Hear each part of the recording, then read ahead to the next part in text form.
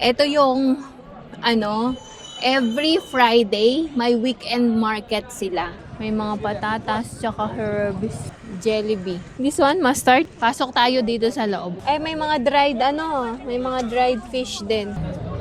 Kiwi. May saging na saba. Laki ng yam. May sampalok ko. Yeah.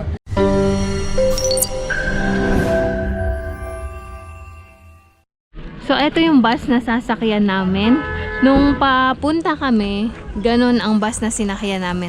Ayan. Same bus.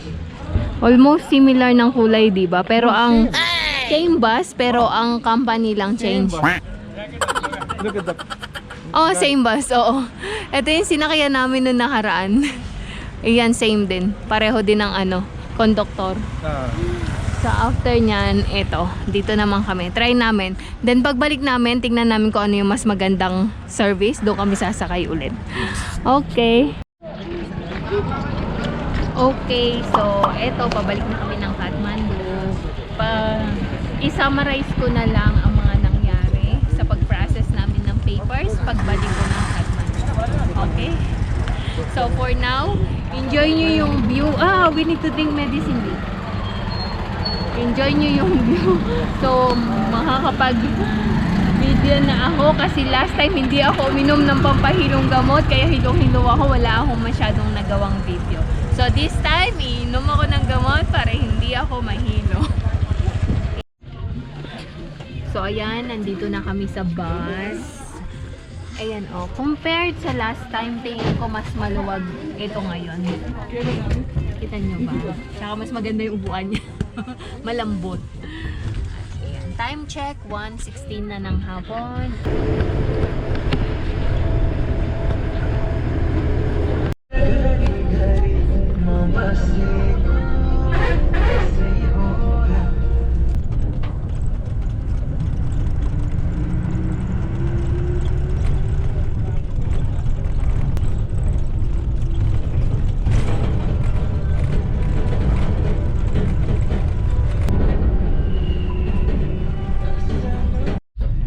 Nandito kami sa may Basantapur.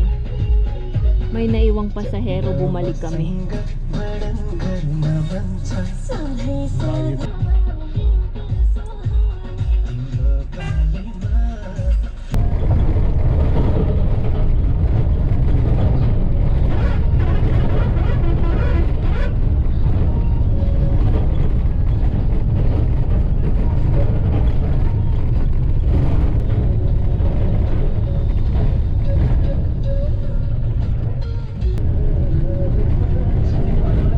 Andito na kami sa Sidwa.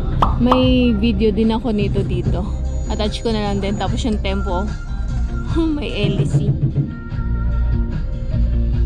Nagpipick up ng passenger.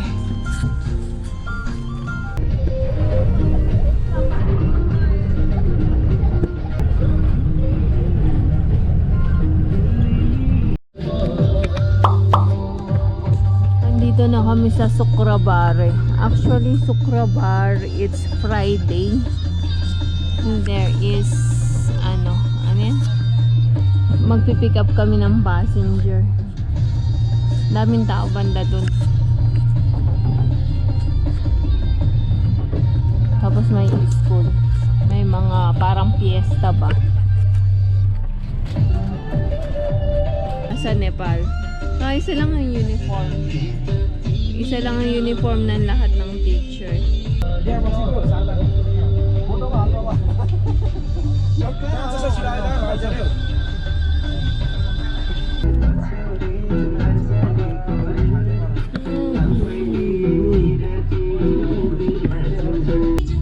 Malaking meron.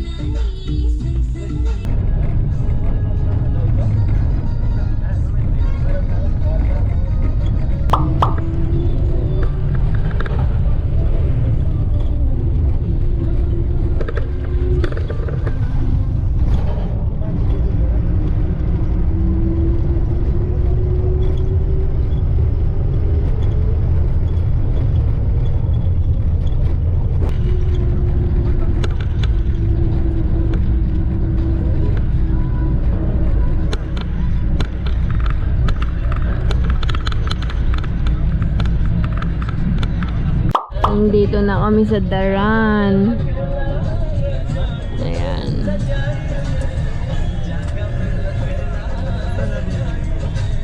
The next day. Hello, magandang hapon. Nandito na kami sa Kathmandu. So, balitaan ko kayo maya-maya after well. Punta lang kami dito sa fufu namin at magbibigay kami ng pasalubong. Okay. Chikahan ko kayo after a while. So, ayan, na-meet na namin si Fufu. Baboy lang naman yun, yung dala namin kasi wala. Madalian yung uwi namin pabalik dito sa Kathmandu. Kaya, pati yung manok, iniwan pa namin doon. Oops! So, si Sudaure, anak. So, bali ngayon, punta muna tayo dun sa wholesale shop. Kasi wala nang shampoo at saka conditioner. Tapos, bibili din kami ng gamot sa allergy. Pakita ko sa inyo mamaya yung allergy ko doon. Okay. Maya naman ulit. So, ayan. Dito naman tayo sa gulayan. May langka, oh. Ang laki ng lemon. Kuha tayo. Ha? 50 na lang. 50 na lang ang kilo nito. Bumababa siya ng bumababa. Tapos itong sibuyas, 100. Kuha tayo nito, medyo marami.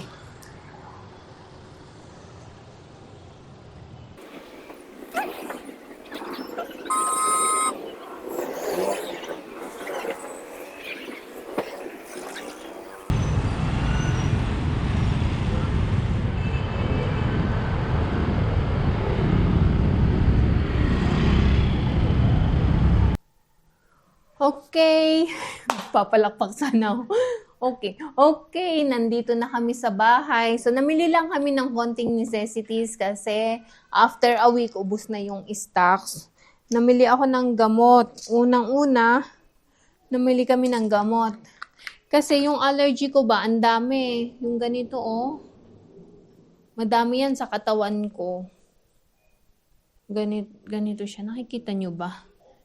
Ganyan po. Excuse po sa mga kumakain. Kasi ano siya sabi dun sa water daw o kaya man alikabok, allergy. So binigyan niya ako ng gamot. Ganito, tsaka etong pang sa buong katawan ko to, meron ako dito sa kamay, dito sa body, tapos dito din sa legs. Madami. Ang kati-kati as in. So by the way, ayun nga, nandito na kami sa Kathmandu.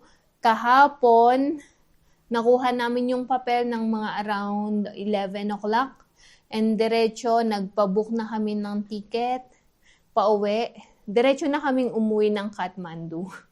So, umalis kami ng Teratum ng around 12:30 ng tanghali. Nakarating kami dito sa Kathmandu ng 7:30 ng umaga. So, medyo mabilis ang biyahe kasi walang masyadong stopover yung sinakyan naming bus. Magkaiba kasi yung sinakyan namin ng una, iba yung company. Sa sinakyan namin pabalik, iba din ang company. So far, okay naman yung biyahe. Thanks God, nakarating kami ng safe and sound. At muli, nakuha na namin yung certificate. So maraming salamat sa lahat po ng nagdasal para sa amin. At ayun, thank God at nakuha na namin yung certificate. So bukas, diretso na tayo sa pagpaprocess ng marriage visa. So ayun, chikahan ko kayo maya-maya, mag-unboxing muna tayo. Kasi wala na, pagdating namin wala na, naligo kasi ako, naubos yung shampoo at saka conditioner. Tapos, itong dishwashing lang. Tapos, itong ano ba to, sponge. Tapos, gulay lang. Ayan. Mura na yung sibuyas at kamatis. At saka ito. Usual na binibili namin palagi. Okay, so hanggang dito na lang muna ang ating video for today.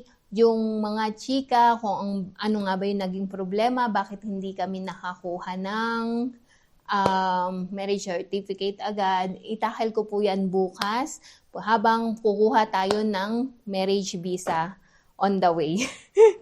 So, medyo mahaba na kasi ang video na ito. So, muli, maraming salamat sa patuloy niyong pagsama sa amin sa araw-araw. Maraming salamat sa bawat comment, sa bawat likes at share na ibinibigay niyo sa amin, sa time na ibinibigay niyo para mapanood lang po ang aming mga video. Very thankful po kami, lalo na po sa hindi niyo pag-i-skip ng ads. So, malaking tulong po yun para sa amin, and we are very much thankful and we really appreciate all your efforts, your time para mapanood ang vlog namin sa araw-araw.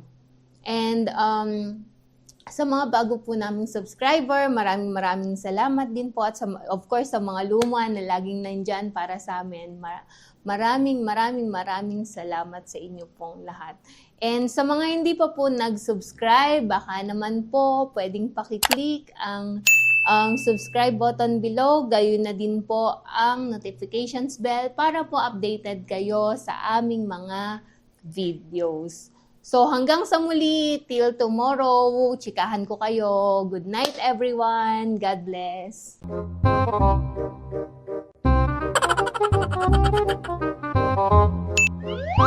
Ginagawa mo! If you like this video, please consider subscribing to our YouTube channel, SL Nepal. Thank you for watching. Have a nice day.